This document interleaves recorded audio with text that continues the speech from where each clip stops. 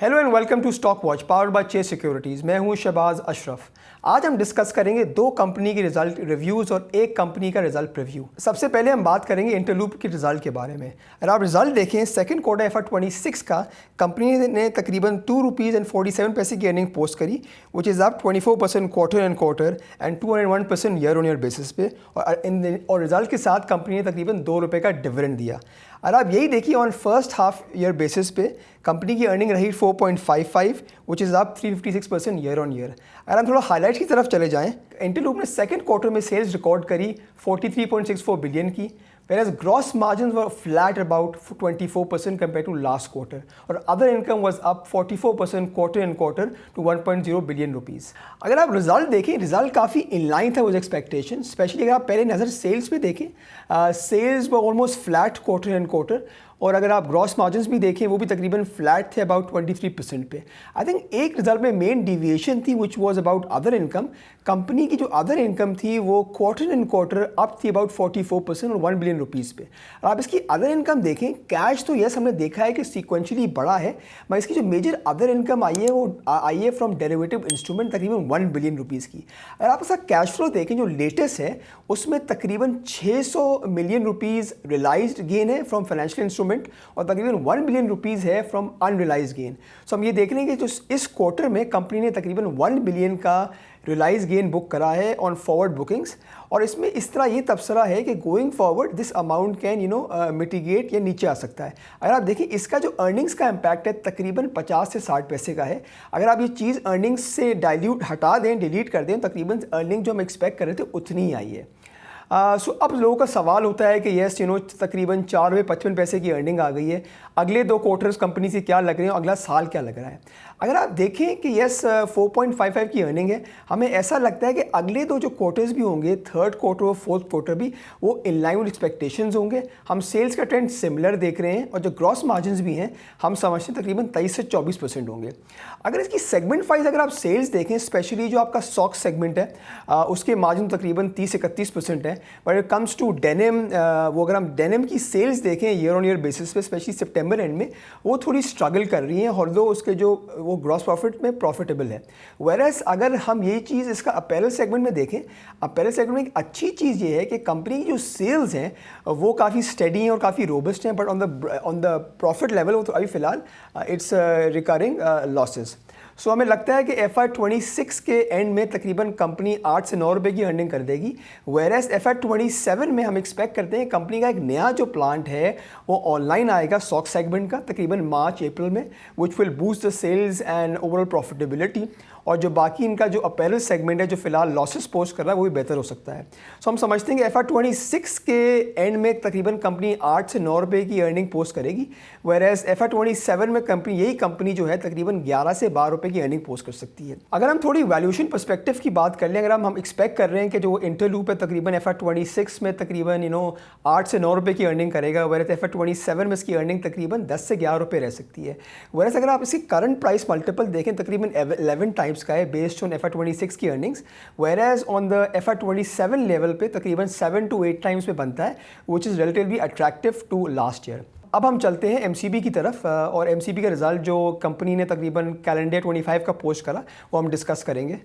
अगर आप इसका रिजल्ट देखें तकरीबन फोर्थ क्वार्टर में कंपनी ने तकरीबन अर्निंग 11.87 की पोस्ट करी, विच is down 7% quarter and quarter and up by 34% year और ईयर, और तकरीबन कंपनी ने 9 रुपये का डिविडेंड दिया as expected.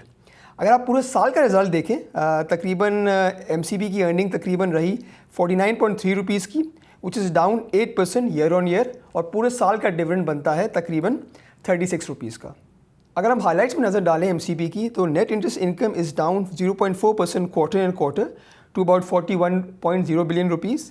Dividend income is up 297% quarter and quarter to 1.73 billion rupees, and loan provisioning is तकरीबन 292 million rupees की करी compared to reversals of 1.2 billion rupees in last quarter। अगर आप तजिया करें ओवरऑल रिजल्ट का MCB का जो रिजल्ट सीक्वेंशली था, अगर स्पेशली आप बात करें नेट इंटरेस्ट इनकम की, it was in line with expectation. तकरीबन कंपनी ने सीक्वेंशली फ्लैट रही, जो एक अच्छी बात है। और गोइंग फॉरवर्ड भी हमें लगता है because of deposit growth and declining yields हम एक्सपेक्ट कर सकते हैं कि जो अगले साल की नेट इंटरेस्ट इनकम होगी उस सिमिलर लेवल पर रह सकती है।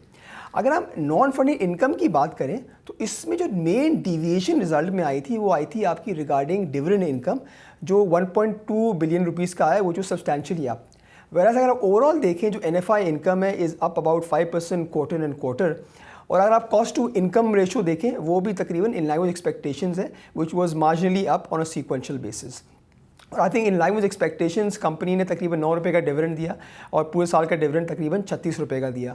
अगर आप यही रिजल्ट अगर आप पूरे साल में देखें, it is the result is down but बहुत डिसेंट है। आई थिंक मेन डिविएशन जो रिजल्ट में आई है इन कैलेंडर 25, एक तो हमने देखा कि net interest income is down because of lower interest rates, but NFI income was very decent and robust. But जो प्रोविजनिंग्स थी वो हमने देखा कि इस साल रिवर्सल्स थे और लास्ट ईयर जो 24 में यही चीज़ आपकी प्रोविजनिंग की थी। वेर जो कॉस्ट टू इनकम आप रेशो देखें पूरे साल का तकरीबन अराउंड 40% बैठता है compare to about 30 level in last year. So I think overall जो रिजल्ट था was very much in line with expectations. अगर मैं इसकी अगर बैलेंस शीट की थोड़ी बात कर लूँ, बैलेंस शीट की जो आपकी डिपॉजिट ग्रोथ थी पूरे साल की वो तकरीबन 17% थी, 18% के करीब थी, और आई थिंक इंडस्ट्री का भी सिमिलर यही लेवल था। और हम देखा है कि सीक्वेंशियली भी हमने ये देखा है कि deposits are almost flattish, whereas advances थोड़े से ऑन द हायर साइड हैं। तो जहाँ तक इन्वेस्टमेंट डिपॉजिट रेशो है और आपका इन्वेस्टमेंट टू लोन रेशो, इसको मिला के तकरीबन 113% बनता है, which has been the trend for MCB for the last how many years. अगर आपको ये वीडियो पसंद आ रही है तो अभी सब्सक्राइब करें। एक जो अच्छी बात आई थिंक MCB में हो सकती है कि गोइंग फॉरवर्ड हमने देखा कि MCB का जो कैपिटल एडिक्वेसी तकरीबन 20% है, और the last I think 2 years ये डिविडेंड मेंटेन कर रही है 9 रुपीज़ पर quarter. So given in the improvement in earnings going forward because of high deposit growth और बिकॉज ऑफ कैपिटल एडिक्वेसी काफ़ी ज़्यादा है, तो हम समझ सकते हैं कि गोइंग फॉरवर्ड ये अपना डिविडेंड बढ़ा सकती है।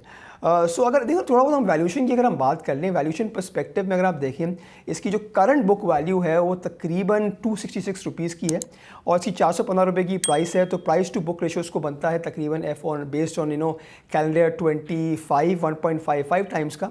अगर गोइंग फॉरवर्ड भी हम देख लेंगे इसकी तकरीबन 50 रुपये की अगर अर्निंग होती है और 36 रुपये का डिविडेंड होता है, तो based on next years profitability जो प्राइस टू बुक कंपनी का है या बैंक का है तकरीबन 1.48 टाइम्स है।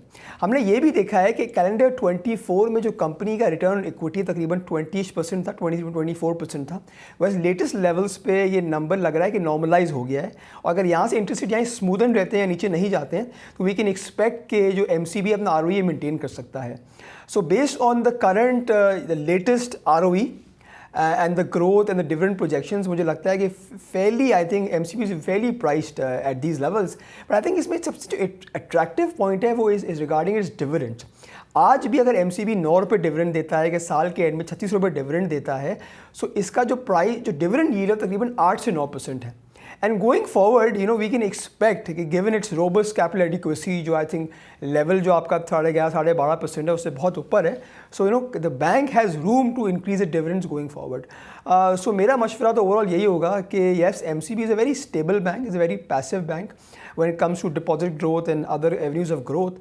एंड हमें ये देखना है कि अगले साल अगर हमने देखा है कि इंडस्ट्री ने 17% ग्रोथ करती है डिपॉजिट्स में, तो ये कितना डिपॉजिट ग्रोथ करता है।